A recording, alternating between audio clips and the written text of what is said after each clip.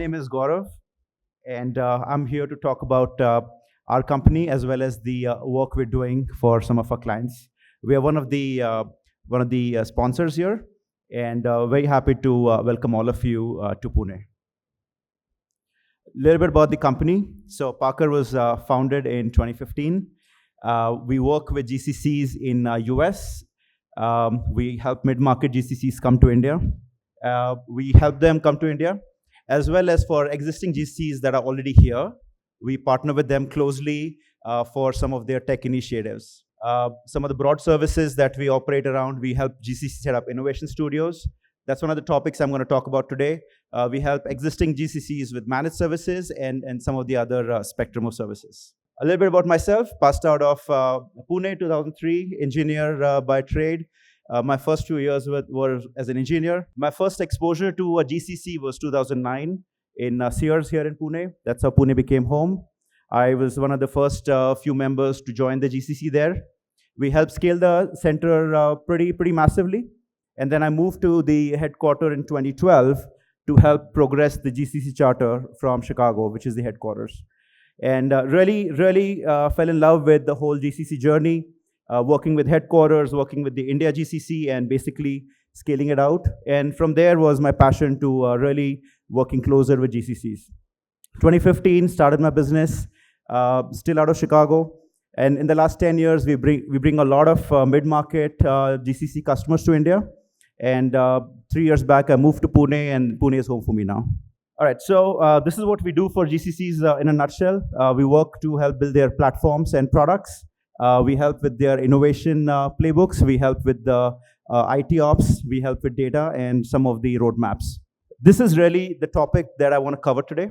And it's a topic that over the last 15, 18 years of me working with GCs strikes a chord very closely. It's kind of an emotional area for us. And I'm sure a lot of you will identify with this issue. Some of you might have issue 1 that you'll align to. Some of you may have 2. Some of you may have pretty much all of these issues. And what we want to share today is what our journey has been in working with the GCCs here, and how some of the GCCs are slightly ahead in terms of their innovation journeys, and how some of the GCCs are catching up. There have been some common lessons learned, and that's what we want to share with you guys today. But let's just talk, before we talk about lessons learned and how those were turned around, I want to take a couple of minutes and just talk about where the challenges have been with some of our clients. The number one challenge has been the GCCs here in India, wherever they're set up. They basically drive innovation through smaller pods. It's a team by itself. And sometimes we see that there is no alignment between the GCC innovation team as well as the headquarters. The CTO in US, Europe is thinking differently. The team in India is thinking differently. The next set of challenges are, how do you scale these POCs that we're building in India? How do you make them production ready? How are these POCs we're thinking about, or the pilots we're thinking about, how do you take them to market? So all of these things start to come in the way of us truly scaling it up. I'm not generalizing that this is true for everyone, but most of the customers we work with, they will have either challenge 1, 2, 3, or all of the above. The fourth one, I think it's common to all of us. We all want to do work. A few years ago, we all want to do work in blockchain. Where's the talent? 5 years ago, we all wanted to stand up cloud POCs. Where's the talent? Now we're all trying to figure out what to do with the AI and the Gen AI wave. Where is the talent? And it becomes more and more difficult when GCCs are competing with other GCCs, product companies, services companies for the same sort of talent. So the challenges for GCCs become slightly more complicated because you are the client, you're also the consumer, and you're also competing in the same market. So what we've realized is these challenges exist. They're pretty much common across all GCCs, but there's a systematic way to tackling them. And so the next slide or so, I'll talk about how we have tackled this for a couple of clients. So let's talk about what's actually working, and then we'll go to what the playbook looks like for us. I'm sure some of you will relate to how we're solving these issues.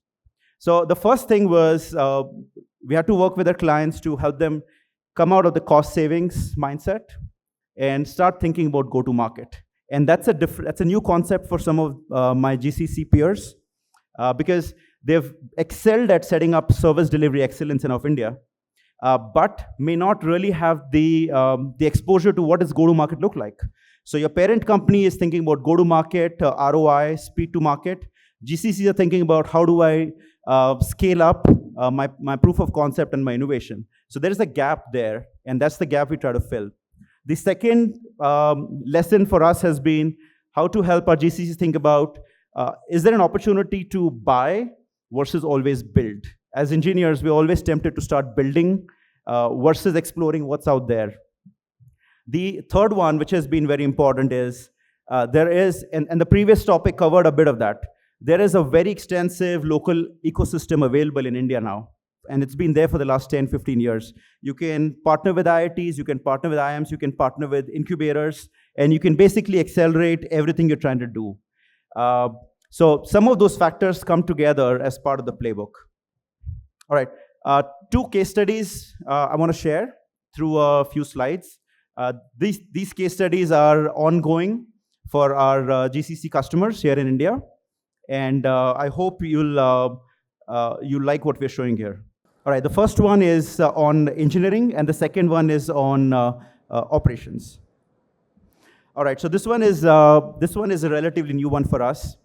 The customer had the typical challenge of scaling up a Gen AI team. They went the traditional route. They were trying to hire. They were trying to build a pod internally. And the standard challenges of getting the right talent, getting them trained in the right technologies continue to exist.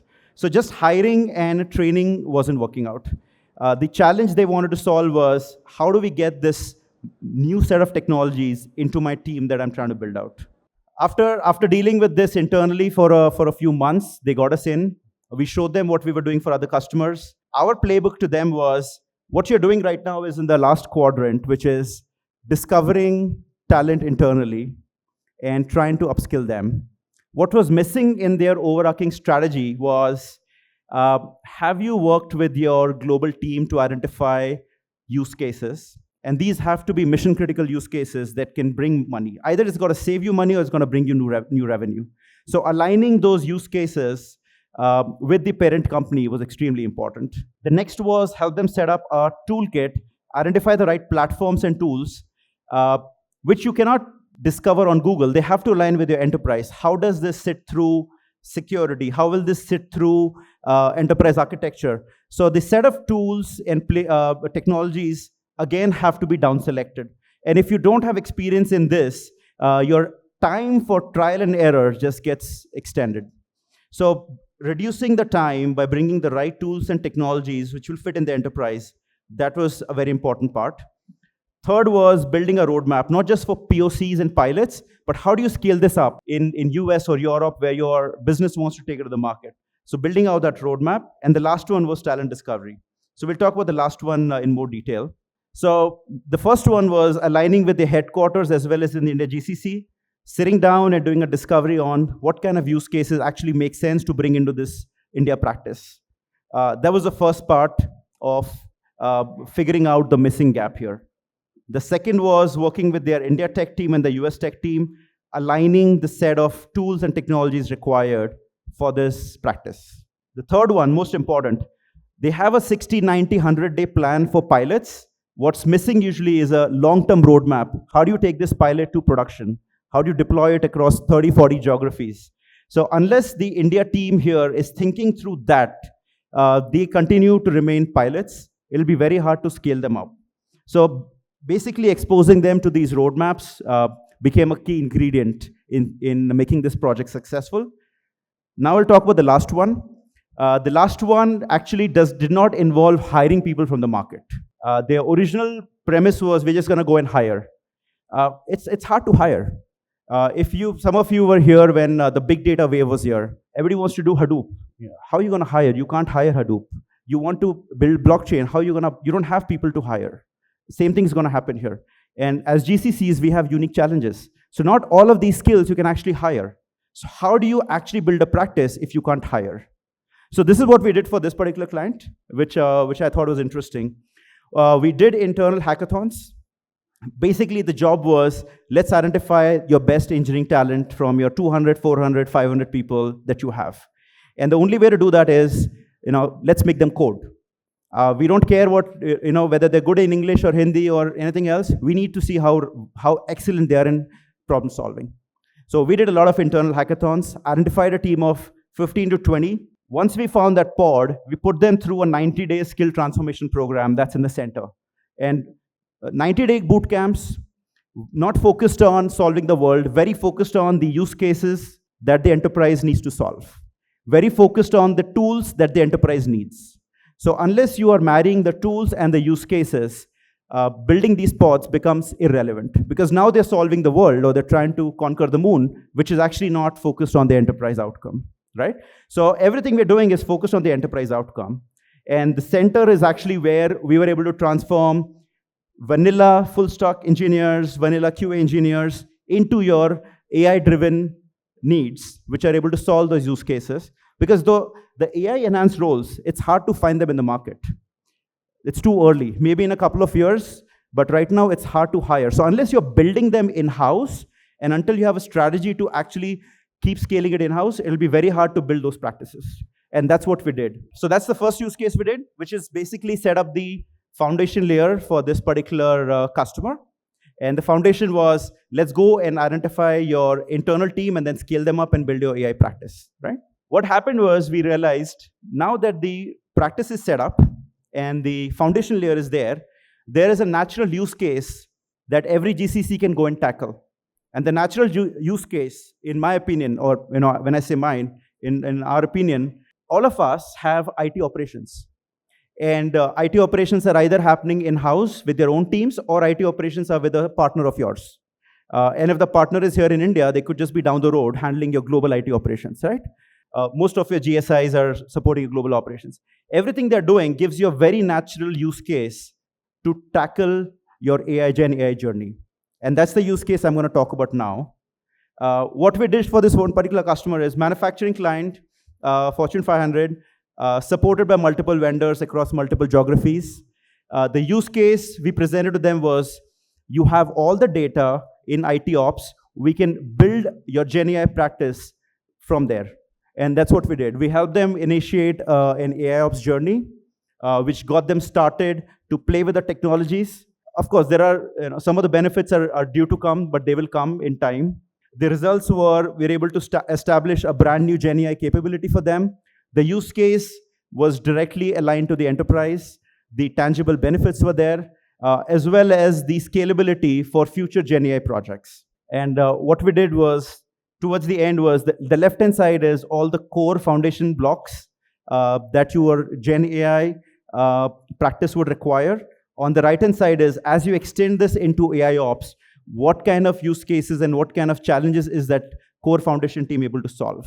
So that's the journey. The first one was, how do we set up the foundation? The second one was, how did we go ahead and take the foundation to solve something that actually produces results? So yeah, I mean, that's the end of my presentation. I hope some of the learnings we're sharing are helpful to all of you. We are going to be outside through the rest of the day. Those are my contact numbers. If we can talk to you guys, anything of interest, feel free to reach out to us, and very happy to engage with you guys.